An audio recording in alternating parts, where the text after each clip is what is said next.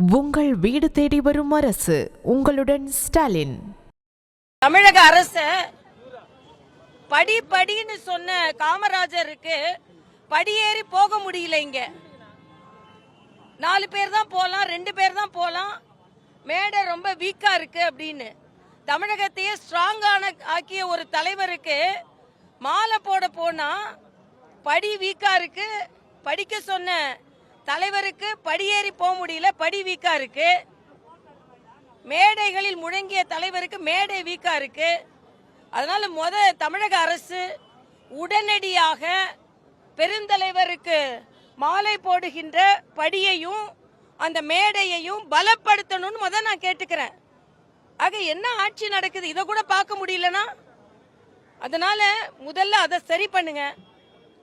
இன்னொன்று, மரியாதைக்குரிய பெருந்தலைவர் அவர்கள் காலை உணவு திட்டத்தில் மதிய உணவு திட்டத்தை கொடுத்ததனால தான் இன்னைக்கு தமிழகம் எல்லா விதத்திலும் கல்வி அறிவில் முன்னேறி இருக்கிறது. ஆனா இன்னைக்கு காலை உணவு திட்டம் என்பது புதிய கல்விக் கொள்கையிலேயே உணவோடு கூடிய படிப்புன்னு தான் இருக்கு.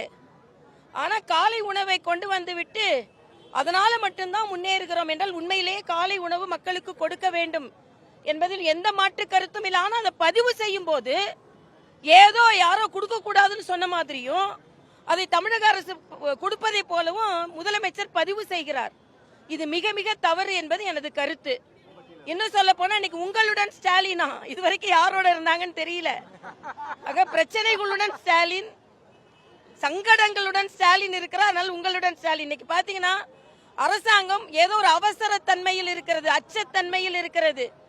மக்கள் நல்லரசை வீதியில் போராடி கொண்டிருக்கிறார்கள். வீடு வீடு அரசு போகுதான். ஆக ஒட்டுமொத்தமாக தமிழக அரசு குழப்பத்தில் இருக்கிறது. மக்கள் மிகவும் துன்பத்தில் இருக்கிறார்கள் என்பதை நான் இங்கே பதிவு செய்கிறேன்.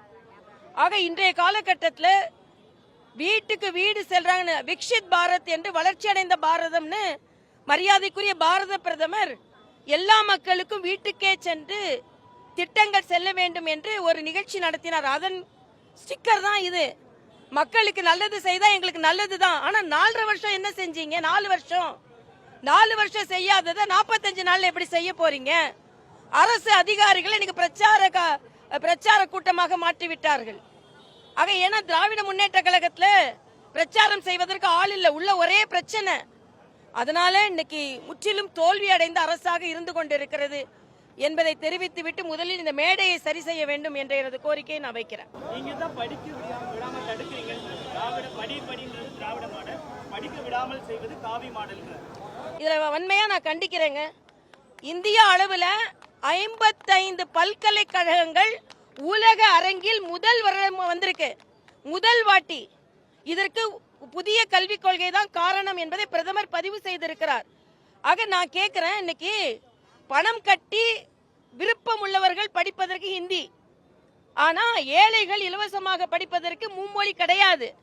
ஹிந்தி திணிக்கிறான் தவறான ஒரு கருத்தை இவர்கள். நான் ஒரே ஒரு சவால் விடுகிறேன்.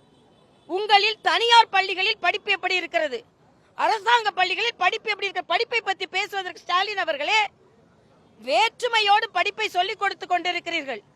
விருப்பம் உள்ளவர்கள் படித்தால் அது ஹிந்தி திணிப்பு இல்ல, ஏழைகளுக்கு கொடுத்தால் அது ஹிந்தி திணிப்பு. ஹிந்தி நான் சொல்லல, வேறு மொழி திணிப்பு. ஆக முதலில் இவர்கள் படிப்பில் கல்வியில் விளையாடுவதை முதல்ல நிறுத்தணும் நான் கேட்டுக்கிறேன். இன்னைக்கு மற்ற மாநிலங்களை கம்பேர் பண்ணும்போது தமிழகத்தில் உள்ள மாணவர்கள் தவித்துக் கொண்டிருக்கிறார்கள் என்பதை நான் இங்கே பதிவு செய்கிறேன். அதனால இன்னைக்கு ஒரு அறிக்கை வந்திருக்கு, நான் முதல்வன் திட்டம் எந்த அளவிற்கு தோல்வி அடைந்திருக்கிறது என்று 2 நாளைக்கு முன்னால ஒரு ஆங்கில பத்திரிகை சொல்லி இருக்கிறது. ஆக இதெல்லாம் பார்த்து முற்றிலுமாக தோல்வி, விளம்பரம் மட்டுமே நடந்து கொண்டிருக்கிறது என்பதை.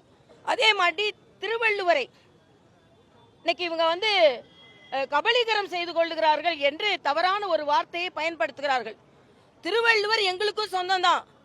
திருவள்ளுவர் உங்களுக்கு மட்டும் இல்ல, திருவள்ளுவர் மறை என்று அவரின் புனிதத்தன்மையை மறைக்க பார்க்கிறார்கள்.